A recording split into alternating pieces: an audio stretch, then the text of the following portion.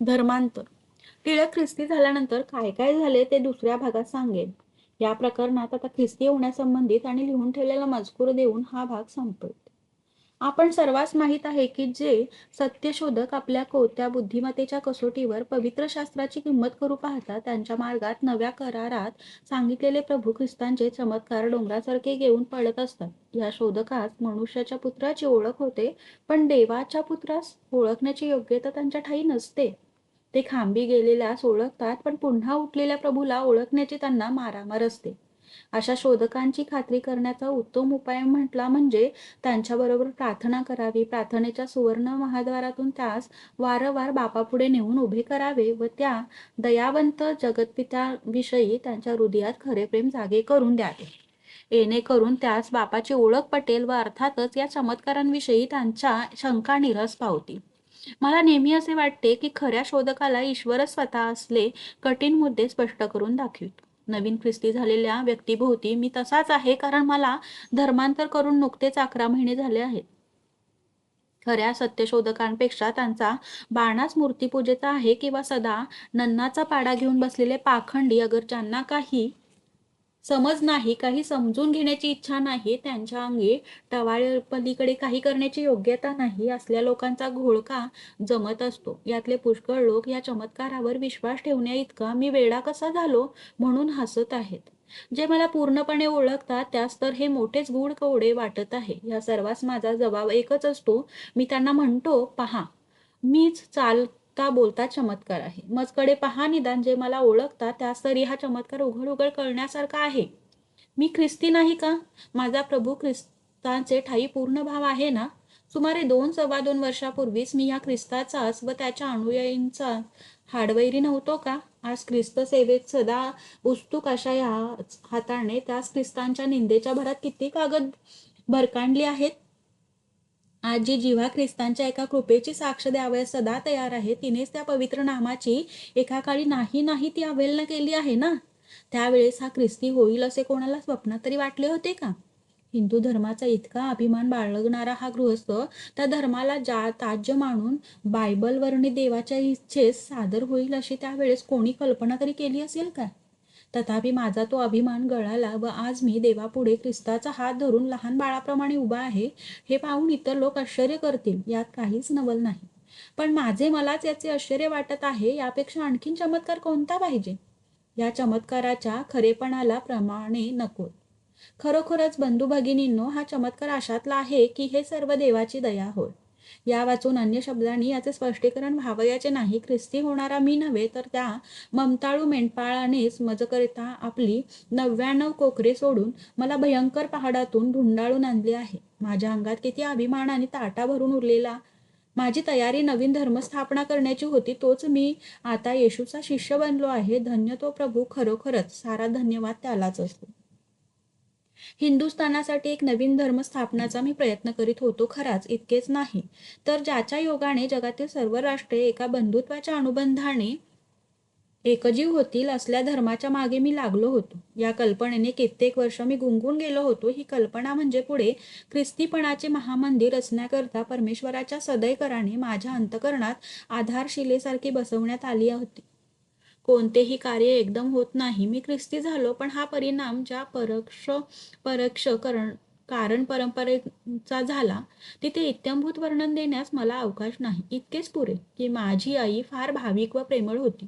तिची ही वृत्ती कशाने बनली ते मला माहीत नाही. तिने ख्रिस्ताचे नाव कधी काढल्याचे मला आठवत नाही, पण देवाला भिवून वागा, सर्वांचे बरे करा, हा उपदेश ती आम्हाला नेहमी करीत असे. मातृपणाच्या पवित्र कर्तव्य संबंधाने माझ्या आईसारखी परिपूर्ण बाई माझ्या पाहण्यात दुसरी आली नाही. ती मूर्तीपूजक असून असे होईल अशी शंका घेण्याचे कारण नाही, कारण ईश्वर आपल्या विशिष्ट कार्यार्थ मूर्तीपूजकाची सद्गुण देऊन साधनीभूत करून घेतो, हे आपणास ठाऊक आहे. याशिवाय फार लहानपणी मला एक शिक्षक मिळाला होता. या गृहस्थाला स्वदेशाच्या उपयोगी कसे पडावे हे जरी कधी समजले नाही, तरी स्वदेश प्रीतीला मात्र त्याच्या अंतकरणात सदैव पूर आलेला होता. त्याने आपल्या हाताखालची लहान डोकी तशीच आपल्याप्रमाणे स्वदेश भक्तीने वेडी करून टाकली. या व अशा इतर परिस्थितीमुळे माझ्या मनाला काही चमत्कारिक वळण मिळाले. मला चांगले आठवते की अगदी बाळपणी वर्गात भूलोगाचा धडा चालला असता भूगोलाचा धडा चालला असता तेथे माझे शरीर मात्र असे, पण मन दूर प्रवास करायला जाई. कारण इकडे धडा चाललेला व तिकडे माझे डोके पुढे हिंदुस्थानाचे काय होणार या गहन विचारात घडून गेलेले.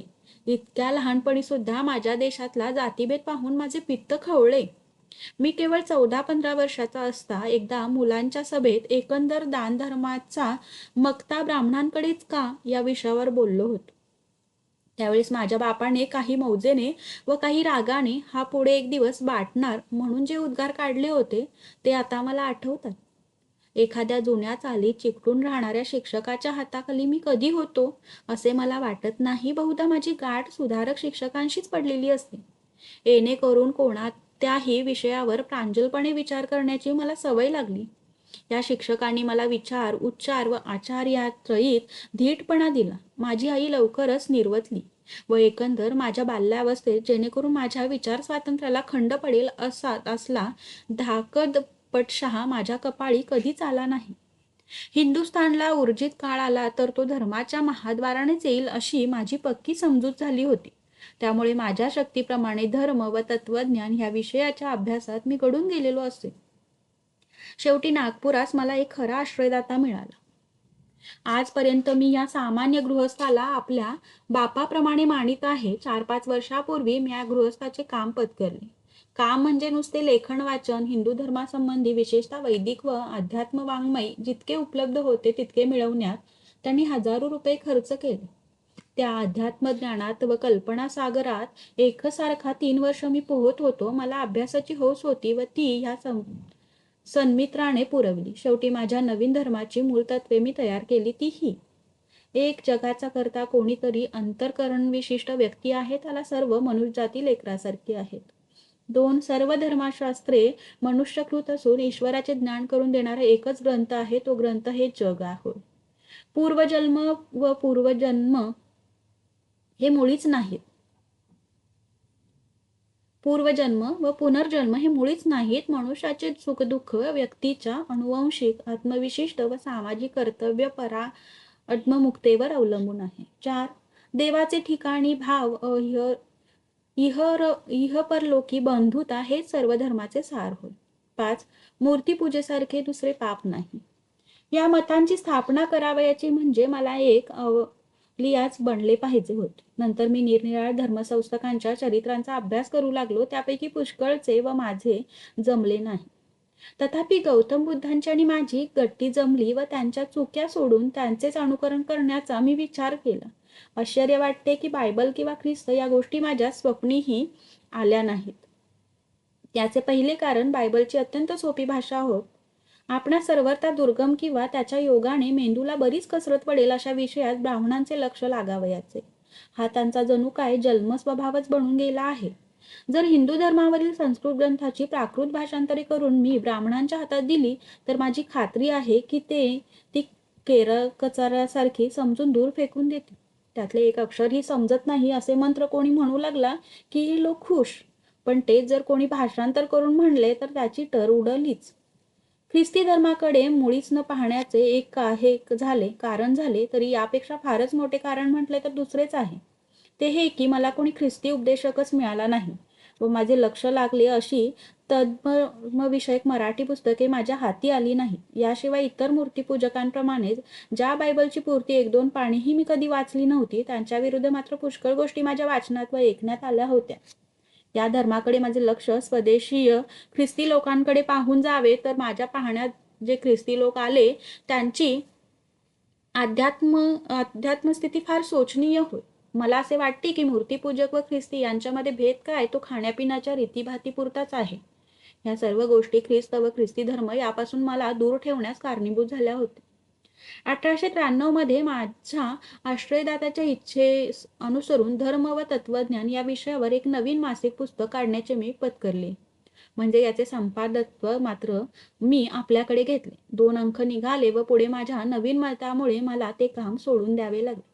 याच वेळेस नागपूर पासून सुमारे 85 कोसावर राजनांदगाव नावाचे एक संस्थान आहे. तेथील राजेसाहेबांनी मला काम दिले. तेथे जाण्याकरता मी आगगाडीवर आलो. बंगाल नागपूर रेल्वेवर 3रा व 2रा वर्ग यांच्या दरम्यान एक वर्गाचा डबा असतो. त्याला इंटरमिडिएट वर्ग म्हणतात. या वर्गाचे मी तिकीट काढले होते. डब्याजवळ येऊन पाहतो तर आत एक साहेब बसले आहेत. नेहमीच्या अनुभवाप्रमाणे त्यांनी आम्हाला धुडकावून द्यावयाचे, पण तसे काही न करता उलट त्यांनी थोडेसे हसून मला जागा दिली. या ठिकाणी मी आपल्या परवानगीने एक गोष्ट आपणास श्रोत्यास सुचवितो, ती ही की आगगाडीकडे कित्येक गोरे लोक व गोरे प्रवासी आपल्या वर्तनाने ख्रिस्ती धर्मप्रचाराच्या वाटेत डोंगरासारखे आड येत आहेत.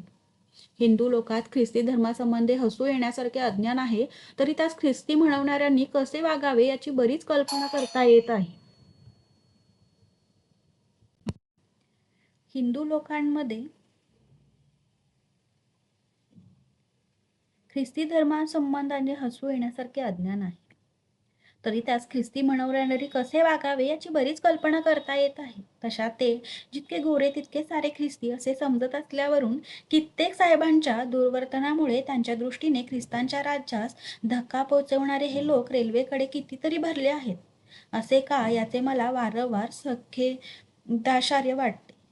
देव या रेल्वेकडे प्रीती म्हणजे काय ते या लोकांस शिकवायस आपले काही सेवक पाठवतो असे. आमच्या डब्यातले सोबती फार सभ्य व नम्र होते, इतके की त्यास पाहून कोणाचेही मन प्रसन्न झाले असते. यावेळेस वाचण्यासाठी मी आपल्याबरोबर एकच पुस्तक म्हणजे माझे आवडते भवभूती उत्तर रामचरित्र घेतले होते. संस्कृत कवितेत या कवीची उदात्त कविता मला फार आवडते. आमचे दोघांचे कवी व कविता याविषयी बरेच बोलणे झाले. या गृहस्थाच्या संभाषणाने माझे फार रंजन केले. मला लवकरच आढळून आले की साहेबांचे थोडेसे संस्कृत येत असून संस्कृत वाङ्मयाची चांगलीच माहिती होती. हळूहळू त्यांनी विषय बदलला व ख्रिस्ती धर्मासंबंधीने माझी मते कशी काय आहेत वगैरे विचारपूस चालवली.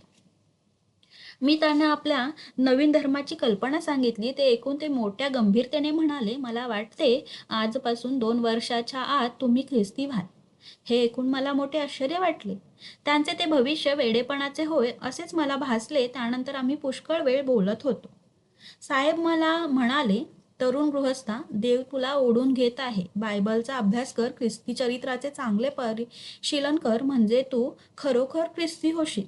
हे बोलणे मला फार अविचाराने वाटून मी मनात त्यांची काहीशी निर्भसना केली. शेवटी त्यांनी प्रार्थना केली व मला एक नव्या कराची प्रत काढून दिली. मला सकृतदर्शनी ते पुस्तक न आवडले तरी ते वाचीन असे मी त्यास वचन दिले. त्या पुस्तकात काहीच अर्थ आहे असे समजून मी हे वचन दिले नाही, तर केवळ त्या सुशील गृहस्थाच्या भिडस्तेवर मला तो द्यावेसे वाटले. माझे स्टेशन आल्यावर आमचा दोघांचा प्रेमपुरस्सर सलाम होऊन मी खाली उतरलो. आश्चर्य हे की आम्ही शेवटपर्यंत एकमेकांचे नाव गाव विचारून घेतले नाही. राजनाथ गावास मी शिक्षकाचे, हुजूर कारकुनाचे व सरकारकुनाचे अशी कामे केली.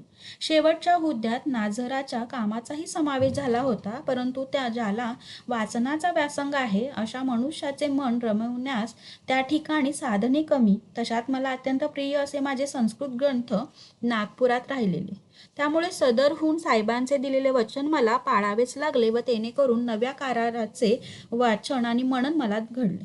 माझ्या नेहमीच्या शिरस्त्याप्रमाणे हे पुस्तक अथपासून इथपर्यंत वाचून टाकावे व त्यात विचारणीय स्थलांवर खुणा करून घ्याव्या अशा मी बेत केला. पण डोंगरावरील उपदेशापर्यंत मात्र मी आलो.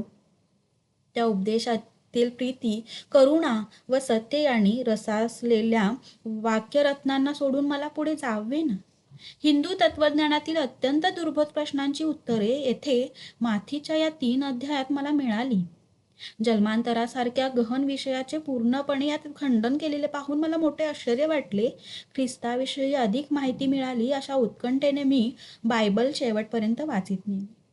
राजनांद गाव एक ख्रिस्ती गृहस्थ पोलीस सुप्रिटेंडंटच्या कामावर होते.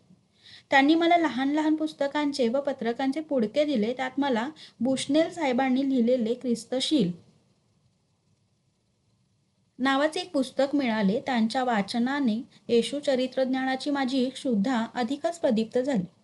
ख्रिस्ताने म्हटले आहे, मागा म्हणजे तुम्हास मिळेल. एक दिवशी या म्हणण्याचा मला संशय येऊन एखाद्या मूर्ख दांडग्या पोराप्रमाणे त्या वचनास कसोटीस लावून पाहण्याचा मी विचार केला. मी प्रार्थना केली की ज्यात पालेस्ताईनचा इतिहास दिला आहे व ख्रिस्ताच्या काळी असलेल्या परिस्थितीचे वर्णन केले आहे असे एखादे पुस्तक मला येथल्या येथे लवकर मिळावे. या प्रार्थनेत मी असे म्हटले की जर माझे मागणे निष्फळ झाले तर देव प्रार्थना ऐकतो व उत्तर देतो, हे मत मी सर्वथा मिथ्या मानेन. हा केवळ मूर्खपणा होता, पण देवाने या दीन अर्भकावर दया केली. दुसरेच दिवशी एकाएकी माझी एका कचेरीतून दुसऱ्या कचेरीत बदली झाली. तेथे जाऊन पाहतो तर एका पेटीत रद्दीखाली 3 पुस्तके माझ्या दृष्टीस पडली. यात 2 फार मोठी, सुमारे वेबस्टरच्या मोठ्या कोशाएवढी बायबल असून एक सुंदर कथानक व धार्मिक विचार रचणे नावाचे पुस्तक होते. या तिन्ही पुस्तकात मला पाहिजे ती माहिती होती. यानंतर देवाने एकामागून एक अशी माझ्या प्रार्थनांची उत्तरे दिली. मी आश्चर्याने चकित झालो. ख्रिस्ताचे ठायी माझे मन पूर्णपणे जडले. 10 मार्च 1894 रोजी ख्रिस्ती मनुष्याला असे मी पहिलेच पत्र लिहिले. हे गृहस्थ ग्रंथकर्ते म्हणून मला माहीत होते. काही महिन्यांनी मला भासू लागले की मी अंतःकरणात ख्रिस्ती आहे. तथापि लोकप्रियता व मरातब यांच्या मोहात पडून मी नीचाने ती गोष्ट दडवून ठेवली. माझ्या वचनात ख्रिस्ती मंडळींचा इतिहास व फासकृत ख्रिस्तांसाठी देह ठेवणाऱ्यांचा वृत्तांत हे ग्रंथ आले होते. एकदा एका मराठी पत्रात मिशनरीची उगीच कोणी निंदा केली होती. मला ती सहन झाली नाही व मी उत्तरादाखल मिशनरी आणि त्यांची कृत्ये नावाची कविता लिहून ज्ञानोदय पाठवली. यानंतर माझे बरेच लेख त्या पत्रात प्रसिद्ध झाले. जरी या लेखाखाली मी एक काल्पनिक नाव लिहित असे तरी माझ्या हिंदू मित्रांनी माझे लेख ओळखले. शेवटी मी अंतर्यामी खरोखरच ख्रिस्ती बनलो आहे अशी सर्वांची पूर्णपणे खात्री झाली. एखाद्या वरिष्ठ जातीचा हिंदू ख्रिस्ती होतो असे त्याच्या जातीबांधवात समजेल, म्हणजे त्यांचे जे सुख सोहळे होत असतात ते इतरांस समजणे कठीण आहे. इतर प्रसंगी दूर राहिली तरी दुखण्या बहाण्यात जशी आई रात्रंदिवस आपल्या मुलाजवळ राहते, तसा देव या वेळेस माझ्याजवळ होता. नाना प्रकारच्या संकटातून त्याने मला वाचवले. मी दृष्टाने मनुष्याचा धाक वाटून कित्येक वेळा कित्येक जणांशी लपंडाव केला असेल. मला असल्या पाप्याला देवाने सोडले नाही. माझी नोकरी गेली. मला 18वे दारिद्र्य आले. मला आपल्या एकुलत्या एका लेकरास सोडावे लागले. आजपर्यंत वस्तुछायेप्रमाणे दोघे राहिलो असून माझी पत्नी हो नाही करीत करीत शेवटी माहेरलाच लुब्ध झाली. पण देवाने मला दूर केले नाही. शेवटी 1894च्या नोव्हेंबर महिन्यात लागोपाठ 3 रात्री मला स्वप्नात कोणी येऊन म्हणावे की त्याच्या मागे जा, भिवू नको. मग मात्र मला राहावे ना. जरी बाप्तिस्मा घ्यावयास मला पुष्कळ अडचणी होत्या, तरी आपण ख्रिस्ती आहोत असे आत्ताच्या आता जगात प्रसिद्ध करावे असा माझा निश्चय झाला व तदनुसार मी अमेरिकन बोर्ड मिशनचे रेजे ई ॲबर्ट साहेब यास मी ख्रिस्ती आहे असे प्रसिद्ध करण्याविषयी विनंती केली. त्यांनी ज्ञानोदयात ते प्रसिद्ध केले व माझा जीव खाली पडला. मग तर पुसूच नका. मला माझ्या देशबांधवांची प्रीती जर नसती तर ती खुशाल पुढे कोणाकोणते प्रकार झाले ते जगापुढे मांडले असते. पण नको, असल्या गोष्टी विसरून जावे हेच बरे. देवाचा गौरव असो की पुढे लवकरच तारीख फेब्रुवारी 1895 रोजी मुंबईत अमेरिकन मिशनच्या भजनालयात माझा बाप्तिस्मा झाला. 2 वर्षापूर्वी केलेले आघाडीतल्या साहेबांचे भविष्य पुरे झाले. देवाने मला ओढून घेतले व आजपर्यंत तोच असल्या अशक्त मुलाचे अतर्क्य वात्सल्याने परिवर्धन करीत आहे.